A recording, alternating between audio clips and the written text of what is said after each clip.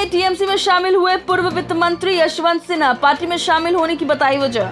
पश्चिम बंगाल के विधानसभा चुनाव से पहले वाजपेयी सरकार में वित्त मंत्री और विदेश मंत्री रह चुके यशवंत सिन्हा भाजपा छोड़कर तृणमूल कांग्रेस में शामिल हो गए हैं। यशवंत सिन्हा ने पार्टी के दफ्तर जाकर सदस्यता ली और पार्टी का झंडा लहराया।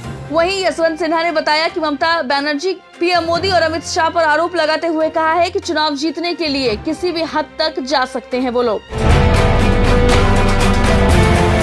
टिकरी बॉर्डर पर किसानों ने बनाए 25 पक्के मकान, 2000 और बनाने की तैयारी। केंद्र के कृषि कानून के खिलाफ चल रहे आंदोलन को लंबी खींचते देख किसानों ने दिल्ली हरियाणा के टिकरी बॉर्डर पर ईंटों के पक्के मकान बनाना शुरू कर दिया है। सीमेंट और ईंटों की मदद से अब तक 25 मकान खड़े किए जा चुके हैं और अन्य कई मकान बनाए जा रहे हैं। इस मकान की छत पर छप्पर है और इसमें लगने वाले सारे सामान किसान अपने पैसे से लगा रहे हैं। एक मकान पर 20,000 से लेकर 30,000 रुपए तक खर्च निकल रहा है।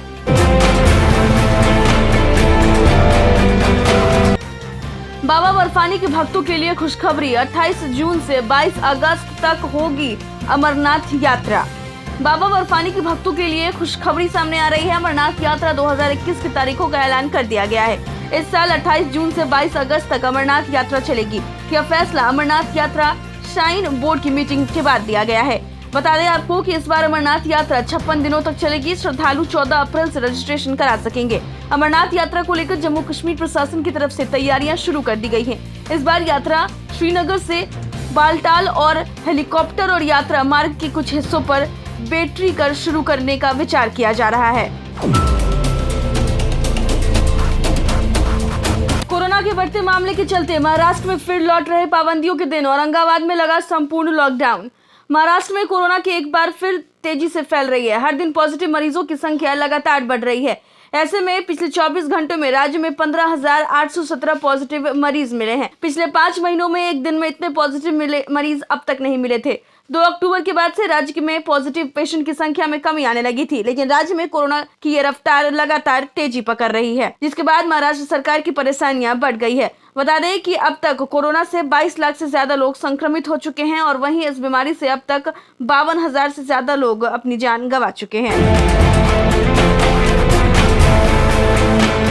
जम्मू कश्मीर सुरक्षा बलों को बड़ी कामयाबी, शोपिया से हिजबुल मुजाहिदीन से जुड़े 7 लोगों को किया गया गिरफ्तार, हथियार और गोला बारूद बरामद। दक्षिणी कश्मीर में सुरक्षा बलों को बड़ी सफलता हाथ लगी है। सुरक्षा बलों को शोपिया जिले से आतंकवादी संगठन हिजबुल मुजाहिदीन के लिए काम करने वाले आतंकियों के 7 मददगारों को गिरफ्तार किया गया है। इससे ग्रेनाइड और भारी मात्रा में गोलियां बरामद की गई है। पकड़े गए मददगारों से लगातार पूछताछ जारी है।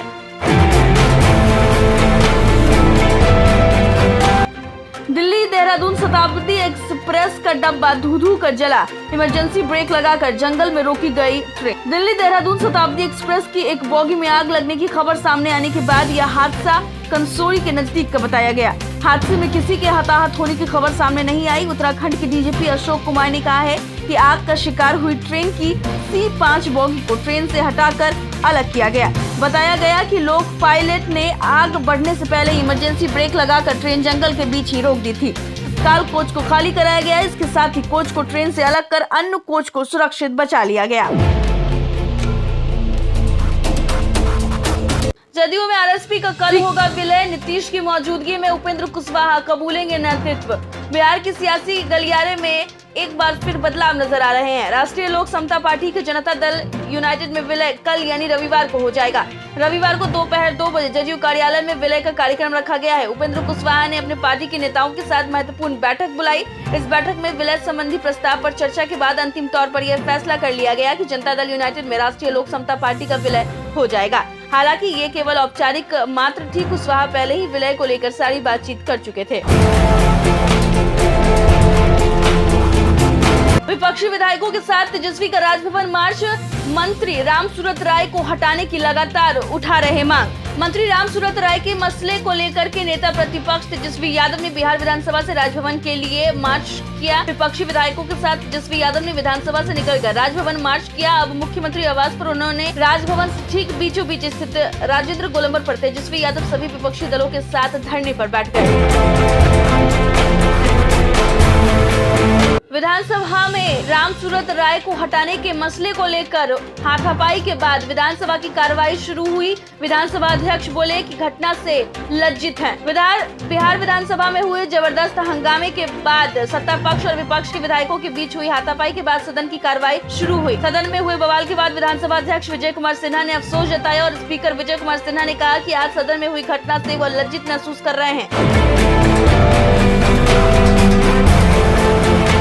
मौसम का मिजाज बदला, पंजाब हरियाणा समेत कई राज्यों में भारी बारिश की चेतावनी। मौसम का मिजाज एक बार फिर बदलता हुआ नजर आ रहा है। दिल्ली एनसीआर समेत देश के कई इलाकों में हुई बारिश ने मौसम में एक बार फिर से करवट बदल ली है।